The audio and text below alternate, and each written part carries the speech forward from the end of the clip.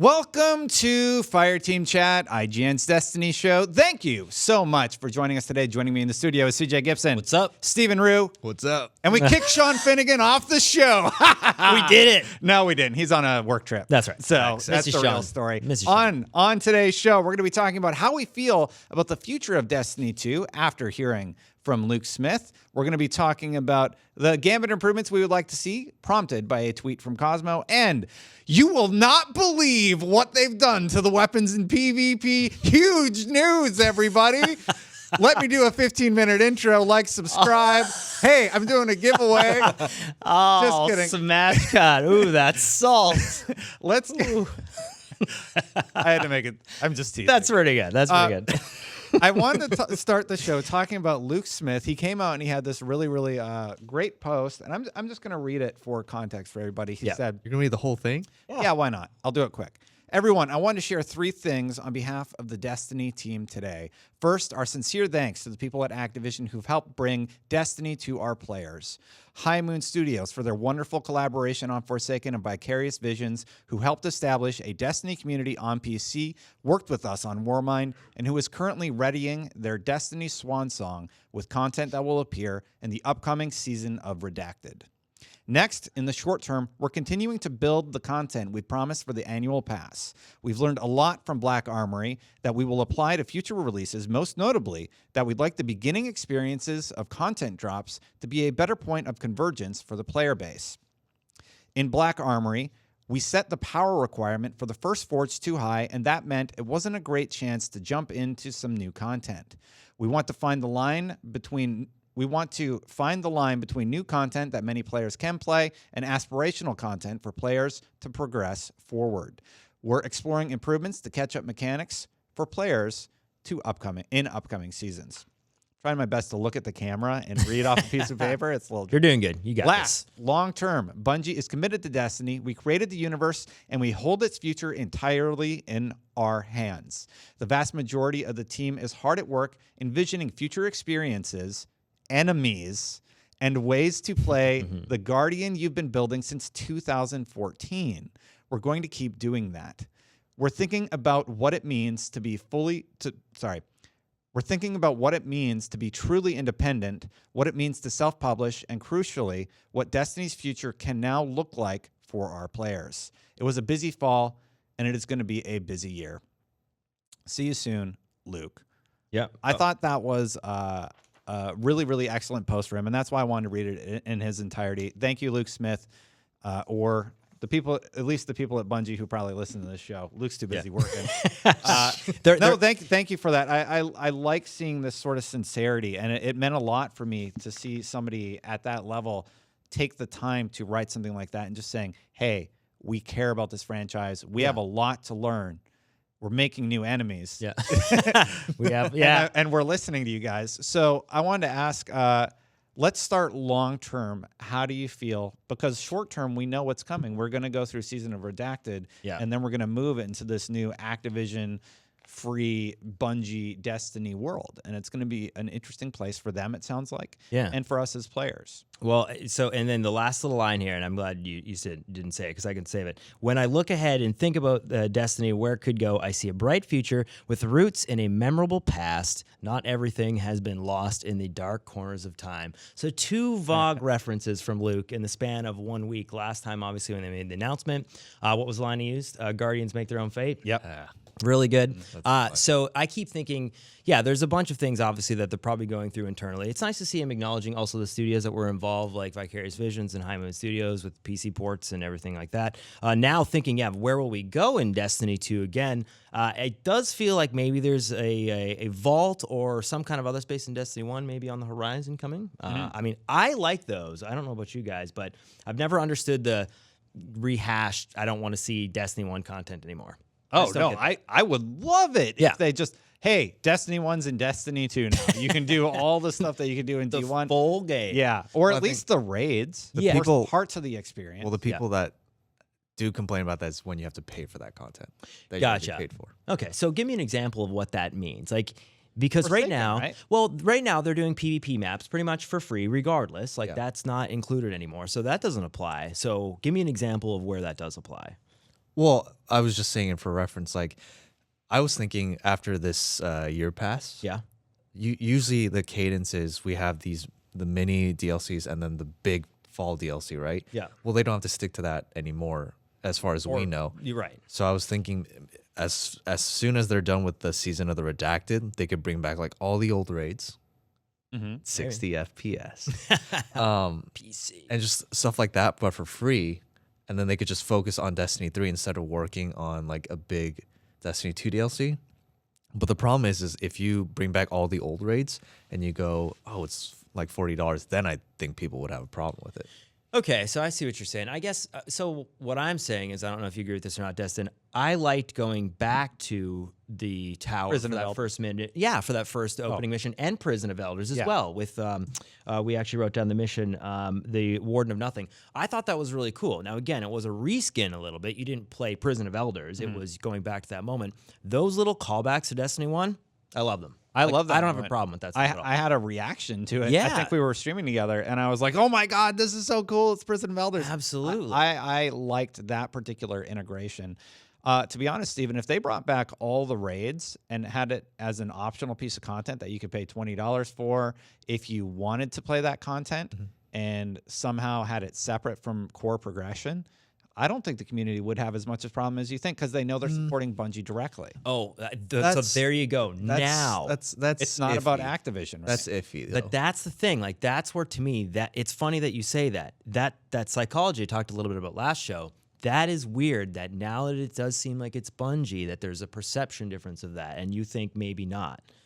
Well, I don't mind paying that whatever they'd charge for old rates like that, but I think there is a perception that even though they're away from Activision, it's like I paid $100-something for all these raids in Destiny 1 in the totality, and now I have to pay again for the same raids? That doesn't make sense. I think they already have something planned with revisiting the old raids. That'll probably happen in Season of the Redacted. Season of the Redacted has the raid sweeper bot that we all discovered. Sorry, spoiler warning if you haven't finished the first raid in D2. Yeah. But they've sort of teased that he's working together with the Emperor, right? Yeah. Callus. Yeah. Yeah. And I would not be surprised if we end up revisiting that old piece of content by Season of the Redacted. Yeah. Looking forward to after that, though. That would be the future for me. Yeah. I mean, And I don't know if they're just going to bring back all the old raids. see, I don't think they would, because I don't think they would either. there's something to be said about, like, just glimpses of nostalgia. Like, those moments, I think, are super powerful because, you know, you were attached to the tower, and that homecoming mission in the intro, we talk about the campaign not having memorable moments sometimes, like we've said that on the show.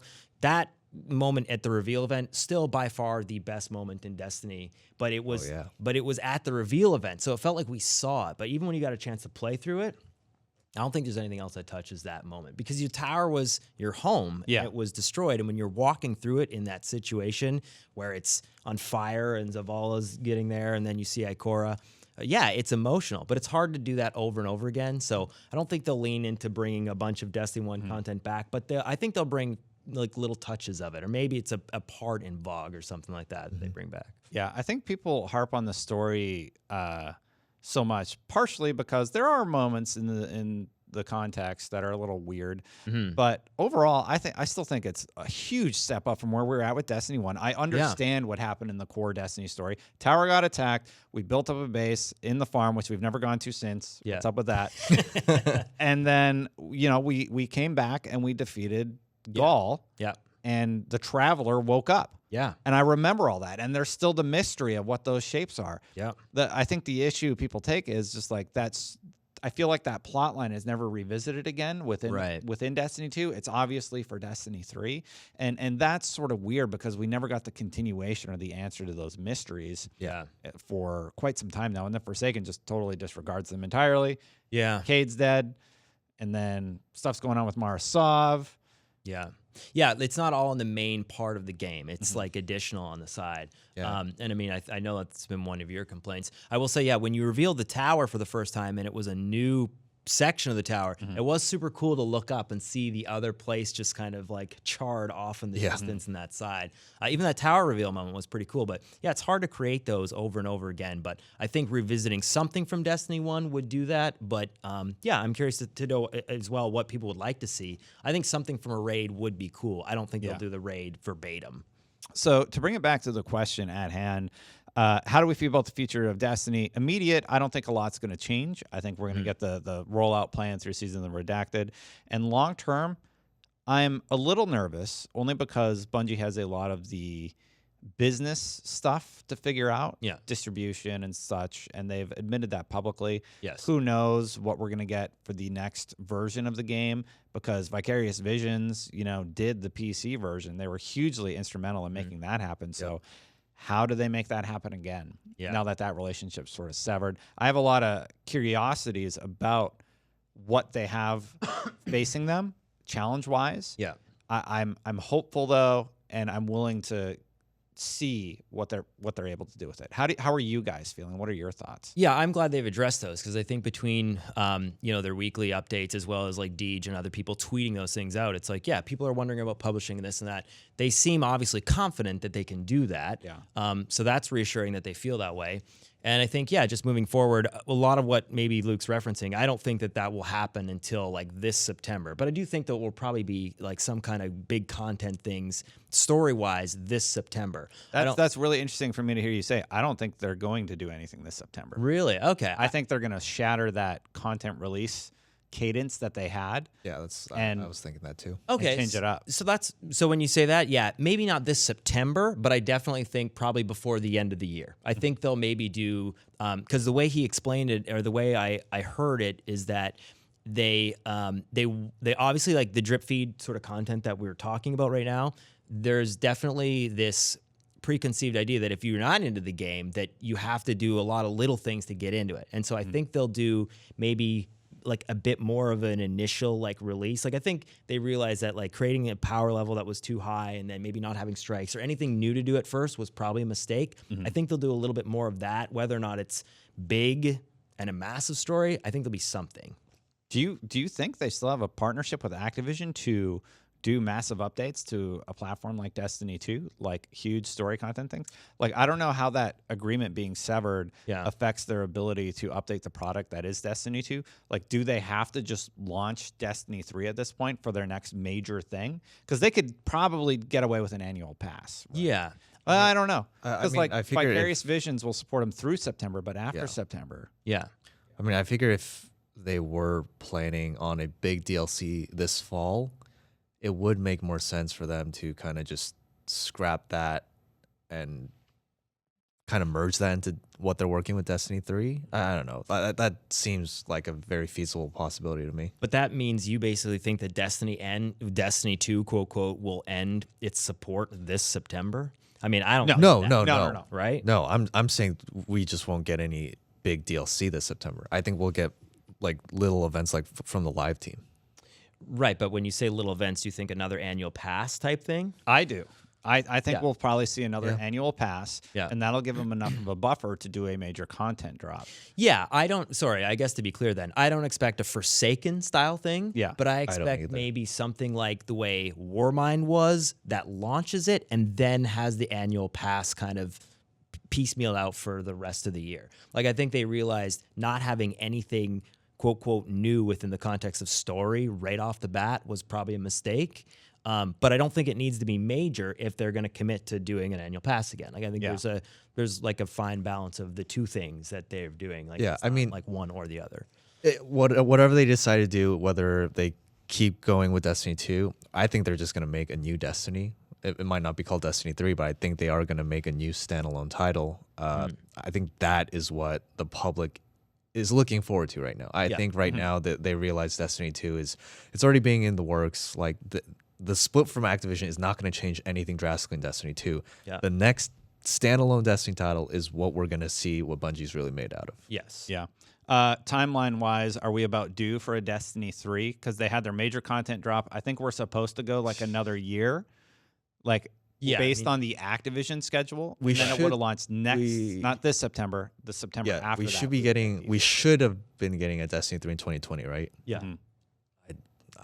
I could see it being like early 2021. Yeah. I mean, it's weird. That launch window is a little bit, it's always pretty dicey in that September, even November space, just from like a competitive standpoint.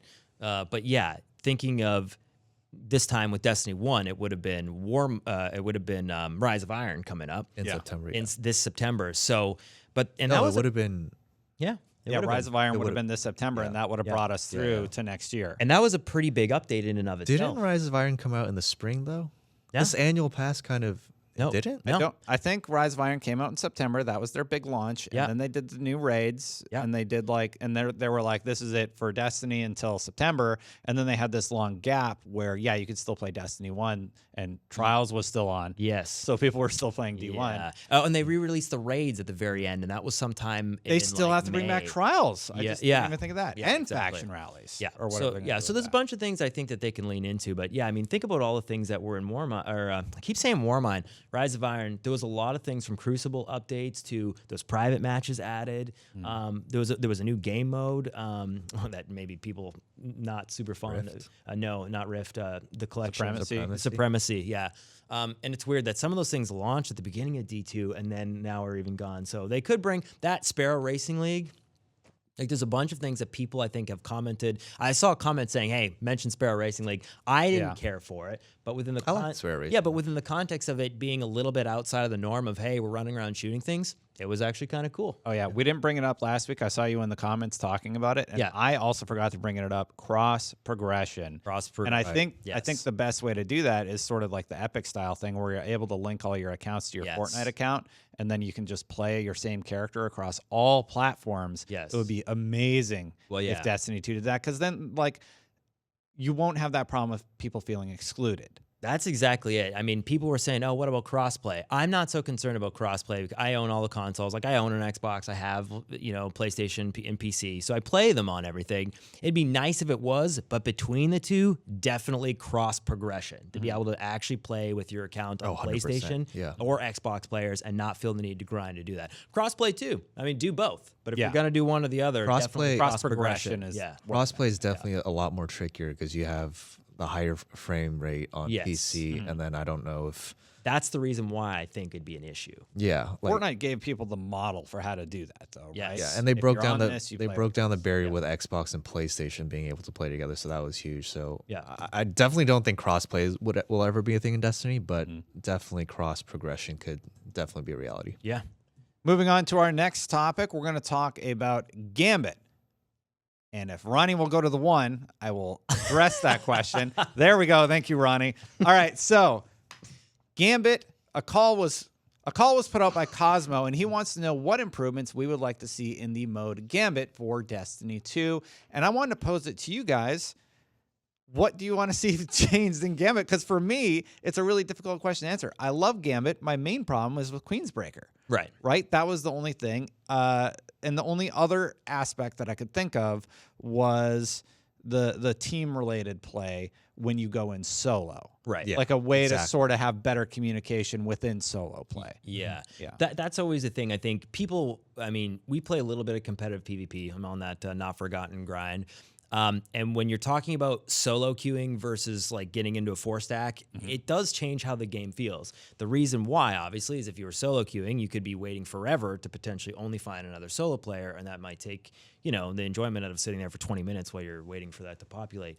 But yes, that would be a definite plus. How do they fix that though without it, being a negative impact to the experience? And that's tricky. Like, I don't know if that can be solved right away. Yeah, I mean, Gambit's biggest issues, I think, have to do with what Dustin said. It's a solo versus team-based game, and if you're with all solos against a well-coordinated team, the chances you're already at a disadvantage because they're communicating. Yeah, and then you have to think about it this way: like if you're playing as a team and you tell your teammates just bank 5 and go, bank 5 and go, and then you have your You will win. Yeah. That's the strat. And that's another thing that they need to change. But if you're with 3 blueberries and the guy's trying to get 15, and then every time an invader spawns, he just goes for the 15. Yeah, you're just at a huge disadvantage. Yep. So it's marred by that. But like you said, you can't really separate team-based matchmaking with squad or solo-based match. There's just, I don't think the population's there for that. Yeah. Oh, I had an idea, Steven, just talking about that. Could the drifter be louder for the person who has 15 motes and won't put them into the machine? Put your motes in the thing now! Well, Hey, Guardian! So the way you combat that is I'm talking to you! Bank your motes! Put your motes in now. Stop whatever you're shooting. Just take away their ability to shoot anything. Exactly. Your weapon. yeah. I mean, you're never gonna get rid of the people who insist on trying to get 15, but I think you need to alter mechanics. So my laundry list of what you need to change in Gambit is, I think the wall hack system when you invade is too strong. It should be a pulse. Yep. That combined with heavy ammo, it's just too good because you have a machine gun or a Queensbreakers or Sleeper. You can tell when the enemy is going to peek a wall or whatever. You just pre-fire. It's way too strong. What else? There needs to be an incentive because right now the optimal strategy is bank 5 and just keep putting pressure on. Yeah. There needs to be an incentive to get to 10, get to 15 because the Ogre, honestly to me, the difference between the Cabal, the Hive Knight, and the Ogre, it's like minimal. I hate the shield guys suck. The blockers are the worst, and they're 5 because if you get close to them, they bounce you back. So you almost need a shotgun. So Yeah, but it's like I would rather 15. I would rather get an ogre or a knight than a blocker. Me too. Because they have those dumb shields. Yeah, well, it's the shields that are annoying, but health-wise, it's scaled that way. Yeah. And the ogre does kick you back a bit, but like it's not a problem really if you have a good team. That's it all comes back to the solos versus team. Yeah. But they need to find a way to incentivize getting to 10 and 15. Yes. They need to change how the wall hack works. Yep. And I also think it's funny because we talked about it even before Gambit came out. Me and CJ voiced our concerns about melting. Melting the primeval, and We all did. and lo and behold, the #1 issue is there's no fun when you just boss melt. And it's funny because after we said that, we got a lot of crap in the comments for saying like, why would you want to? Oh, we're gonna get a lot of apologies this episode. Don't worry, Steven. Why would you you- guys made good points on I that saw show. a We're lot sorry. of like, why would you punish optimal strategy? Blah blah. Okay, it's optimal. Yeah, like obviously you want to melt the boss, but it's not a fun gameplay loop when you do that. Yeah. So they need to do something like the meatball where there's immunity factors. Barriers to just melting. Yes, and And that's the thing. We talked about it on the E3 episode of Fireteam Chat. It was me, you, Fran, and Sean. We mentioned that part exclusively. Then there was another episode that Steven was on, and we mentioned it prior to Gambit launching at the Gambit weekend when they did it free. And yeah, the gating part with Meatball is nice because it triggers this thing that doesn't allow him to be instant melted. That needs to be there. That's what we were talking about. It's not the primeval buffs are nice, but the issue is if your whole team dies and his health goes back to the start, and you're at like primeval Slayer buff 9, if you have super saved, he's dead. Yeah. Like sometimes you're like, oh, don't worry, guys. Oh, dear God, they casted a super. And then you watch the bar just deplete in 2 seconds. It's like, Teddy, you ready? Yeah, melting, done. You know, Teddy, by the way, I saw people asking Chad, who is Teddy? Teddy is somebody that plays with all CJ's of us. imaginary friend. It's CJ's imaginary friend. No, but like the optimal strategy right now is you summon the primeval, you get like your melting point, all that saved up. You wait for that first invade, kill that first invade, and then melt. Yes. When you have an optimal strategy like that with a team, it's easy. But And I love it. Yeah. But if you have Yeah. if you're playing with blueberries and you realize once you get to a certain point in his health, he's gonna turn immune, you have to shoot the immunity orbs. Yes. The blueberries understand like he's immune, we gotta well, I hope they understand. I don't know. But then it becomes less of a all right, melting point, wall of radiance, of syntheseps. It becomes less of that and more on shooting and invading. And I think you should get more primeval health when you kill an invader or when you kill someone invading. Like it adds more health to them. Because the fun part when we played at E3, we had a limited sandbox. We didn't have tractor cannon or any of that stuff. But that's what we said, and that was why. Yeah, that's what we said. Yeah. And after we played, we said like, Like, it's imagine fun. this with Tractor. Yeah, it's fun in this sandbox, but once you get escalation protocol, shotgun, and all that. Anyway, The fun parts of the E3 demo were people were constantly invading back and forth, Yes. and they didn't have heavy ammo. They didn't get queen. They just breakers had sniped in rocket the launchers. face. Yeah, they had Yeah. a rocket launcher and a grenade launcher, so it became more of gunplay and super play than just spawn and kill 4 people with queen breakers. Yeah. Yeah. Yeah, I mean, so I'm kind of in the same boat. I think we think that there should be some kind of gate mechanic at each bar of health. Once you maybe take the bar of health down, then the only way it goes back up is obviously when you get deaths. But if it does go back up, you'd need to do that mechanic again for each bar of health, right? So I think that'd be good. Cosmo did tweet this. This is where this topic's coming from. Yep. I replied basically. That's why I was pulling up stuff on my phone here. So I personally would love to see, blocker enemy variants change depending on the map and or enemy type. So basically right now, it's those same 3 all the time. Oh yeah, that would be interesting. Yeah, like if you were playing on a Vex map or if you're playing on whatever, that you would actually see different taken characters just in the blocker variant when you're putting them in, just to change up the gameplay a little bit. Like I think that'd be kind of nice. I can't remember what's the triumph called when everybody banks 15 emotes at the, or 15 modes. Oh, I don't know what it's called. That's fun. So we did that one time, and it was odd because the one time we did it, and I panicked, and I was like, no, wait! And then somebody deposited, and I was like, but we did it after, and it gives you the triumph. So clearly they have that mechanism in the game. If there was some way maybe for 2 people to bank 15 simultaneously, there could maybe be some kind of reward that would help you in that primeval phase. Could be a buff, could be something, but if I think they allowed Like something team like coordination rewards. yes, it'd be team coordination. So it doesn't dramatically impact it, but if you know that that's there, there's an incentive to bank 15, because right now there's not. You're at a bigger risk. There's not enough advantage for you to carry 15 motes. So I think it would incentivize people to do that. And I think it also just maybe help, be an extra little gameplay dynamic in it. And then the last thing I think there needs, without trials, be nice if there's some kind of little trials reward where you played maybe a 5 Gambit card, and after that, if you went to a new location, that'd be cool. But even if a treasure chest spawned in the middle and then you open it up and you had a chance at a curated piece of armor and or weapon, would be cool. Because right now, how many masterwork, or what are they called now?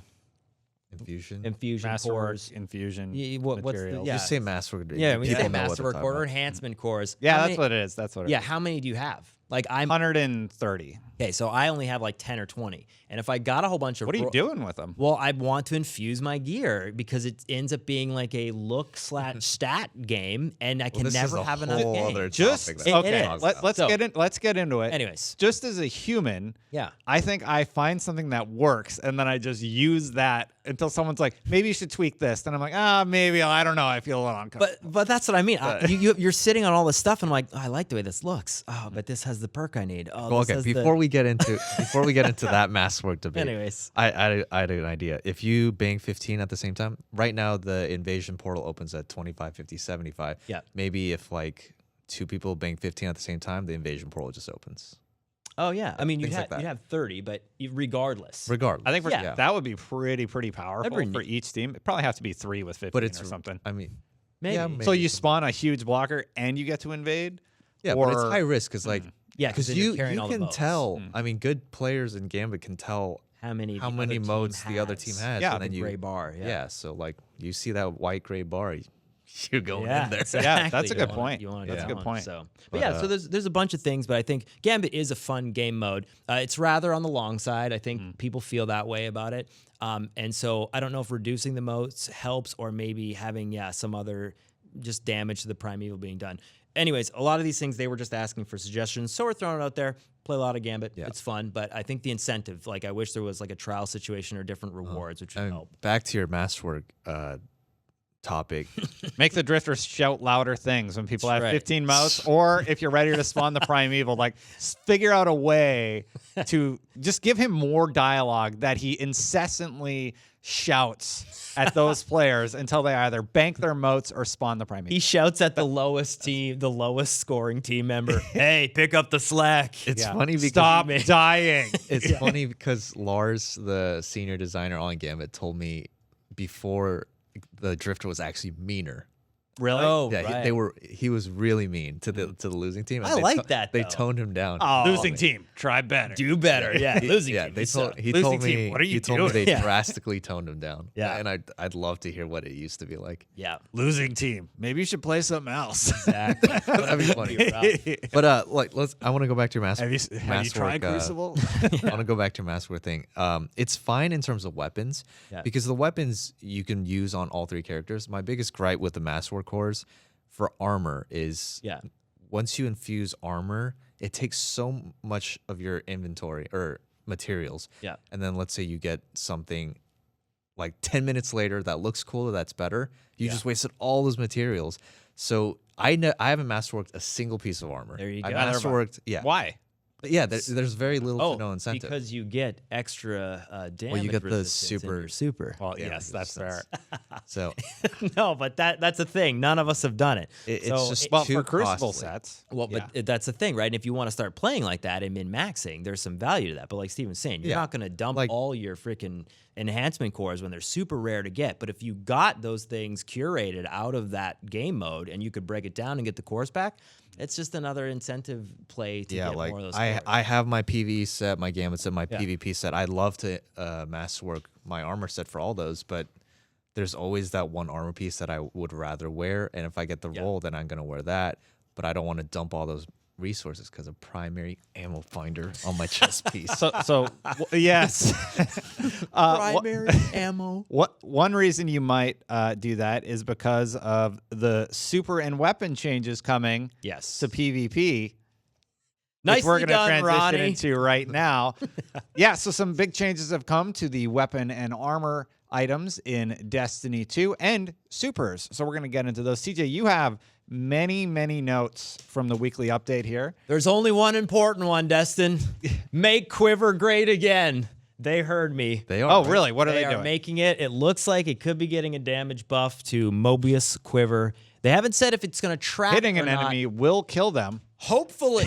That's what the hope is. You hit an enemy in the face, they will die. If you headshot him. So right now, currently, that is how Quiver works. If read you this, headshot though. him. Read this, though. It says- Don't break it, Steven. It Don't says break it for me. entire damage bonus is applied on the first hit instead of stacking and multiplying. Does that mean I can one-shot and Quiver? I don't know. But if it It would be doesn't, nice. I'm going to be upset. Okay? What does that mean? I don't know. If Golden Gun one-shots, Quiver should one-shot. It Yeah, should. it should. It's a super. Not only that, it's way harder to use. Who's going, hey man, check it out. I'm the Quiver King. Nobody but me. That nobody's saying that. And not to mention, think of how Please send fan artwork to Fireteam Chat or Destiny at IGN. it was a Robin Hood guy who was in the Twitter. But yeah, it's way harder to use Quiver. And right now, it doesn't even eliminate the super most of the time. Like if you even direct impact, it takes it away. But in Destiny 1 Quiver, you could hit it like roughly around them. It was a smaller radius, but now it doesn't even usually work to take the super away. So at least needs to be one hit. Yeah. All right, done. Rant over. There was one that I saw in here that I was interested in. Where is it? Telesto. Thank God. Thank the heavens. There it is. Telesto was so unfun to go up against Yeah, in it PvP, was. and I'm like, all right, they're all using Telesto. Should we get our Telestos and make this really not fun? Yeah. The community and was that pretty would happy happen. about Wave Splitter too. We're on PC, so we've never played with Wave Splitter. Where is it? But Is that the PlayStation it's the exclusive? Void. Yeah. It's the Void trace rifle. Yeah. Oh, okay. It's the PlayStation exclusive, but apparently it's bonkers. Yeah. And it's crazy. I just got Jotun. Am I saying that right? Yeah, we heard. Yoda. CJ. Yeah. Did you know that I got Jotun? You get Redrix also? I And also what was got that other Redrix gun? and Luna's Luna's Howl. Howl. So on that not That forgotten was so grind. 2 seasons ago. Thanks, Kevin. But no, it was one of those things where when I got Jotun, I felt bad because I was doing it with Strike Grinder, Brian Malkowitz, and my imaginary friend Teddy. It was really weird because they had grinded it out for like all 6 times, and then I jump in there and do it and get it on the first try, and I actually did feel bad. And then Sean was like, "Oh, that makes up for your no Hawk Moon." I was like, "It does not make up for the no Hawk Moon all year one." Yeah, but Jotun is pretty cool. I haven't had Yon yet, but what do you think about these changes? Yeah, these seem good. I mean, it's funny. Telesto is one of those weapons where this goes back to the whole PvE versus PvP conversation chat that Sean and I have argued about, where, it does eliminate some of that cool factor in PvE if they don't make adjustments separately for PvP. And PvP was broken, and I'm a fusion guy. It was broken. You'd stick somebody, it would like hit their toe, and then they would die going around a corner. Yeah, it's I'm glad it's nerfed overall. I hopped onto PlayStation 4 PvP on Destiny 1 a few days ago, and I was like, oh, Good. I was kind of good on PlayStation 4. not great, but I did okay on PS4, and I'm not a big PvP guy anymore. I don't know what's happened. I saw a thread on Reddit today that really resonated with me, where they also talked about like how Iron Banner just something's off, like something's less incentivizing to continue playing it. I do like running through Iron Banner with my friends and getting the wins and getting the tokens, but like the armor set's not great this time around. Yeah. I really like the year 1 armor set with the different variations on them. I didn't and now they're useless. Like you would never put on that armor set. So I put in all that work, and I think that's the thing. They keep retiring your old gear. Yeah. Yes. So today I'm sitting here and you guys are like, "Oh, there's plenty of stuff you could do." And I'm like, "Why? They're going to retire it in what, a month?" That's when the the next piece of issue. content comes out? They always had that issue. So, Like, so why am I going to do the chase when the chase is going to be eliminated as they really content gear?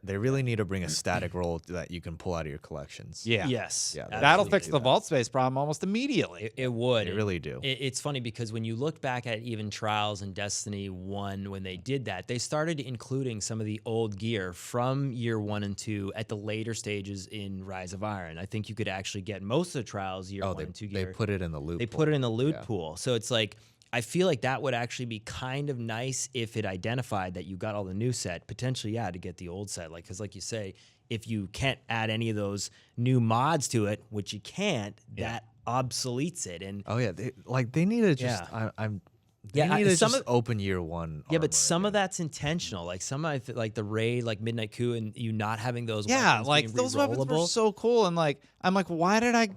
So like the realization that they continuously do this has de-incentivized me to continue playing to chase these new things like Jotun. Yeah. I'll grind for that very casually because I feel like they're just going to nerf it by the time I get it at this point. That's another conversation that's happening. People are going like, don't nerf it because like, again, I've said this, like, when you don't get it, and then for like 4 or 5 months you want to use it, and then you finally get it when it's a nerf. Like, I understand them being delayed on sandbox changes, but there is something to be said about when you're nerfing and buffing, and then this weapon, this coveted weapon that you want, is nerfed when you get it a few months later. That kind of sucks, and I don't know how they fix that though. Yeah, I'm at this point with don't. Destiny where I feel like I've experienced all of the content that they have to offer right now. I've done all the quests to unlock all the forges.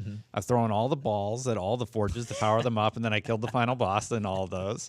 I went through all the quest lines, and now Last Word's coming up, right? Yeah. Lore-wise, I'm intrigued by the story that they're going to tell tied to Last Word. Yeah. But grind-wise, I'm concerned that it's not going to be compelling based on what we've experienced with unlocking the forges. Yeah. So I'm a little concerned in that respect. Are you guys excited about Last Word? Because for me, I play with it in Destiny 1. It's a PvP gun. I'm a PvE guy for the most part.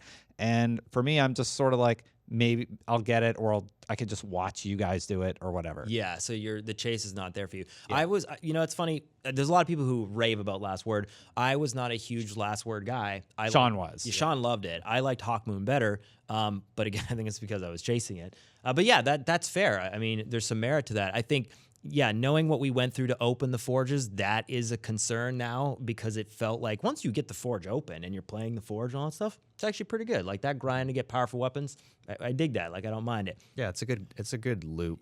Yeah, it's a good loop. Opening it up though, that felt tedious, and it feels like if there's no kind of story invested in that experience, which I don't think that they'll do that for Last Word. Like, hopefully not. There'll be lore-based stuff, but if it's just dialogue that I can read online. Yeah. Like all the Black Armory stuff that you have to get, by the way, by failing the Go Fan in Forge, I believe. The easiest way to do it is to fail it repeatedly. Yeah, That's crazy, man. The only way that I can get that context of what happened with Ada, which is an excellent story, by the way. Yeah. Which I read online on that Reddit compiled because I realized, that's going to take me 10 hours to fail Go Fan in Forge over and over again with my lowest light gear on. That's not a great way to expose your audience to your fantastic story about Ada and fleshing out that character more. Yeah. Well, even the prince coming back as a guardian is hidden. Yeah. If you didn't do well that week, you wouldn't know. Yeah. And and I hope we hear a little bit about more that storyline, like prior to September. I don't expect to hear that. I don't think we will. I don't think we will either. But it would be nice. Maybe, hopefully, there's a tie-in to maybe this Last Word. That's everything that I really want to talk about the weapons. I just want to make sure you guys had opportunity to discuss any of the other changes. We sort of touched on the supers changing, like there's a lot. The Warlock buffing- Void. Yeah. They're buffing Dawnblade. Like, what in the world? Yeah, I know, dude. Really? It already goes The so super fast. duration is Crazy. increased Yeah. for Dawnblade. That's nuts. Yeah. They buffed sniper rifles. I can't find the note. Yeah. That's needed, I think. Yeah, Yeah. increase the damage on the rapid fire archetype to be able to be able to kill in 2 body shots. Yeah. So that I will say that is excellent. I would say It is snipers excellent. have not felt right in Destiny 2 in since Destiny launch. 1 you could 2 body shot Everything. And another thing that they I would snipe in Destiny 1, and I am a terrible sniper. yeah, you could 2 body shot in Destiny 1. It was a lot more satisfying. And another thing that you still can't do in Destiny 2, except with a couple of sniper rifles, you used to be able to run sniper in Destiny 1 to counter supers. Yes. As that with a headshot. Yeah, you can't headshot kill supers anymore with a sniper rifle. And you can't. I was a shotgun main in Destiny 1, and I would love pushing supers, roaming supers, and shotgun meleeing them. And you could kill them if you hit enough pellets. You can't do that anymore in Destiny 2. Right. Supers are. They feel like. They feel super. They feel super, but there's no more outplaying supers anymore, in my opinion. It's Right. just you kind of run. Yeah. No, well, and that's the other thing, especially with non-projectile supers like the Hunter one, help me, the Spectral Blades. Spectral Blades, yeah. I mean, it's really fast, and I love that you can bridge the gap fast, and I do like that. But I don't know how many times I just see people when I activate the super jump off the map. Oh, yeah. It happens They're- so many they're times. I'll do that. definitely- I've done that. Just like, no, you're not going to get a kill. Yeah. Sorry. In like, Destiny 1, there definitely was a skill gap and a gameplay mechanic where you could outplay and out counter supers with Yes. just your guns. It doesn't feel like that anymore. Yeah. Yeah. They feel way too good. And maybe that's where some of those, like if you have the arc mods or the the void mods increase with your armor, there's maybe a better play to do that. Where if you have that, there's a bigger super buff. If they decrease maybe the damage that you're taking in the super. Right? Oh, yeah, There's- like give it incentive to. Yes. Gotcha. Yeah. Yeah. There's one. I mean, you could always team shoot. Usually when a Arc Strider, for example, is running at your team, I'm like, everybody just team shoot him. We're gonna be fine. Yeah, but that's because he's so slow, Yeah. right? Like, and then if you can get those people, you just wait and you're like, oh, he's gonna run after us. But I think that's the reason why they did the bow staff twirling thing is because you just wait, and then sometimes you can just walk close to that and hope. But you're right. There's enough supers where it feels like if you're not throwing a projectile, you just run, So nobody uses that anymore. They use the invisible blade thing. which is the best. Yeah. Yeah. Wait till you get Guishan's back. Is that everything, you guys? Yeah, I think so, man. All right. Yep. Well, thank you guys for joining the show. You're welcome. Sean out doing work or whatever. Yeah, that's all we have for you this time. We'd love to hear your thoughts on any of the topics that we discussed today. But for us, that's it for this time. Until next time, Guardians out. I almost said Fireteam shout out. It works.